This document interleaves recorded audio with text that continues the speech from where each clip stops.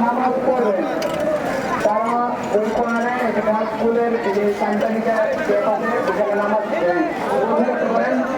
করে এখানে নামাজের ব্যবস্থা করা যাবে আপনারা নামাজ রাস্তায় বড় রাস্তায়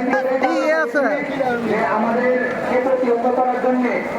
ছাত্রলীগ আওয়ামী লীগ যুবলীগ স্বেচ্ছাসেবক লীগ সহ আরো আওয়ামী লীগের সন্ত্রাসী বাহিনীরা প্রস্তুত নিচ্ছে নিজের ওই পার থেকে কিশোরগঞ্জ সরকারি কলেজের সামনে থেকে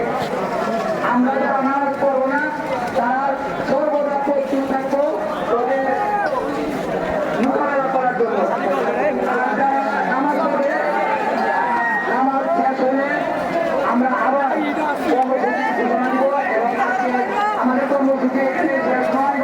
কেউ সিদ্ধান্ত হবেন না আমরা আমাদের প্রোগ্রাম শেষ করবো সেখান থেকে শুরু করে সেখানে